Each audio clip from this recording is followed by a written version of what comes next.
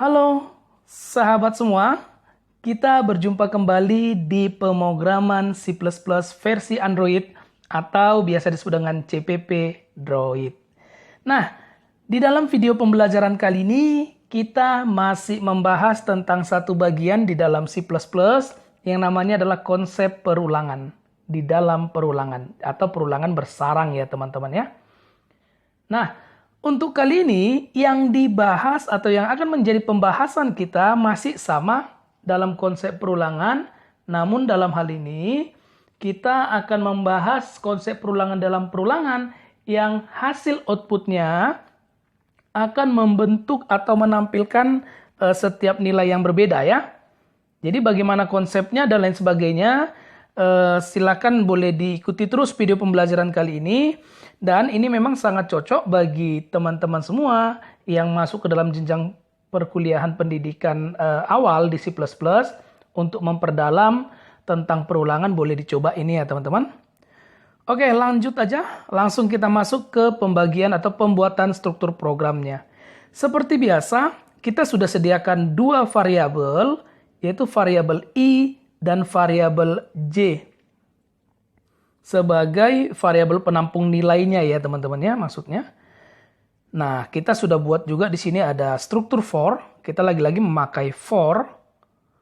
Ingat teman-teman, bagi teman-teman sebelum masuk ke video pembelajaran ini, teman-teman harus menyimak dulu baik-baik di video pembelajaran sebelumnya yang kita membahas tentang perulangan, lalu membahas tentang perulangan dalam perulangan di bagian pertama.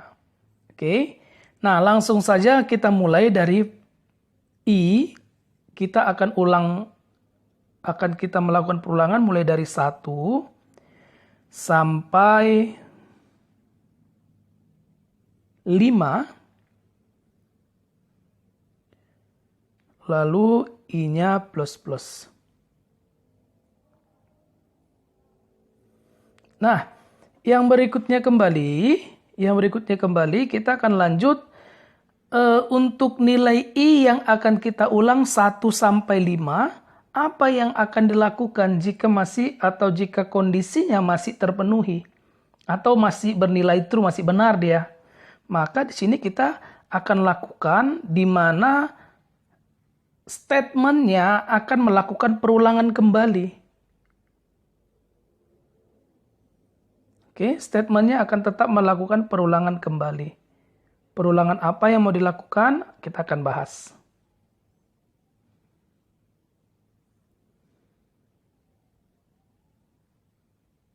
Nah, for J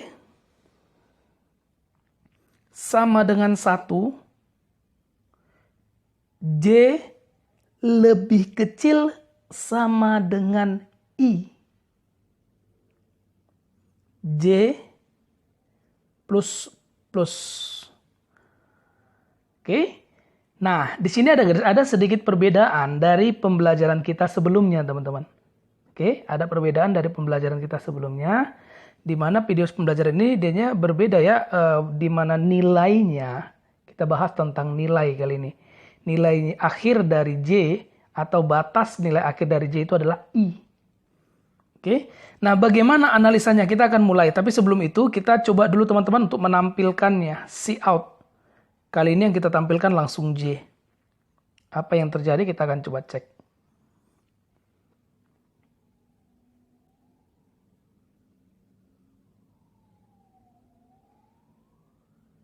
Oke.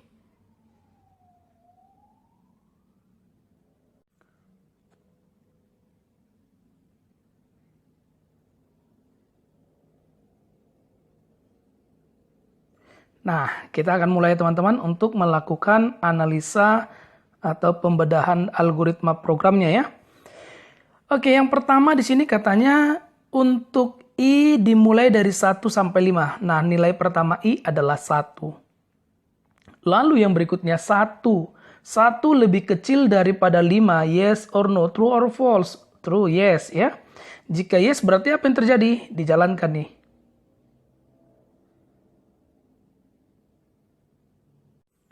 Setelah itu, maka di sini akan dicek kembali perulangannya, di mana perulangannya adalah J dimulai dari 1, lalu J lebih kecil dari I, lebih kecil sama dengan I. Kita lihat, J-nya 1, lalu J lebih kecil sama dengan I. I-nya tadi berapa nilai yang pertama?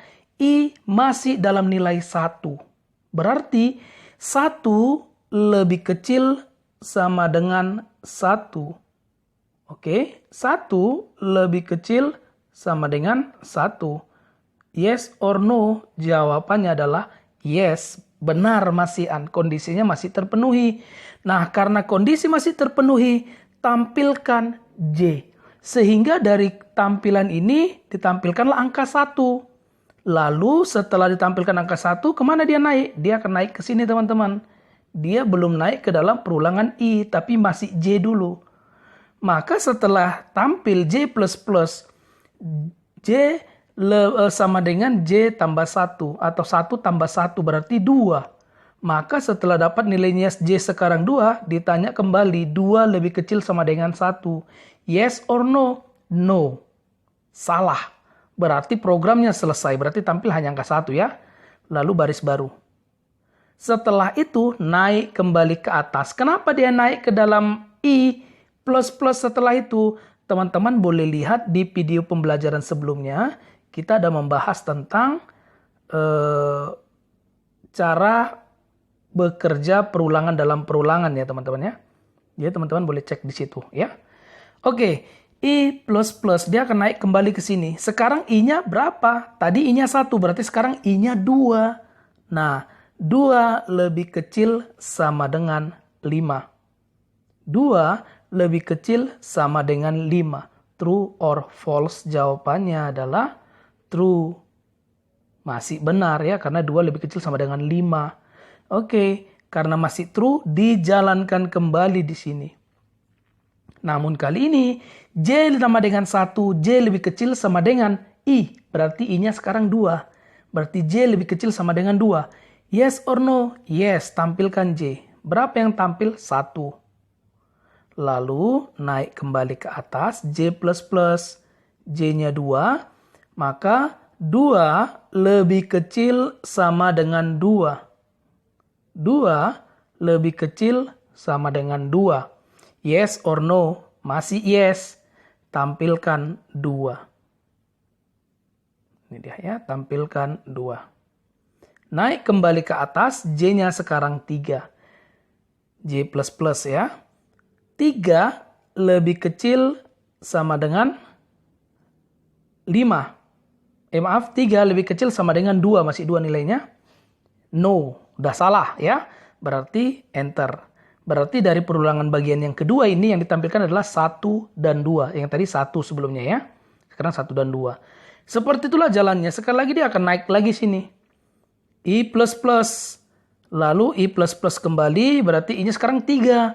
3 masih kecil sama dengan lebih kecil sama dengan 5. Jalankan lagi yang J. J-nya berarti diulang dari 1 sampai 3. Maka yang tampil di sini adalah 3. Oke, yang tampil di sini adalah 3. 1, 2, 3 terakhir ya.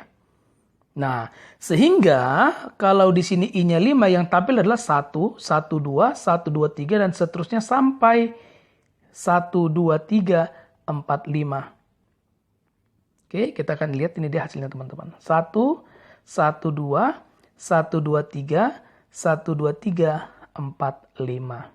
Nah, sekarang kita akan membuat bagiannya yang berikutnya. Di sini bagaimana kalau misalkan nih, kalau kita misalkan kita mau buat bentuk yang berbeda lagi, oke? Nah, itu kita akan lihat di video pembelajaran berikutnya teman-teman ya. Terima kasih untuk bagian ini. Kita akan sambung di video pembelajaran berikutnya. Semoga bagian pertama ini bermanfaat bagi kita semuanya. Terima kasih.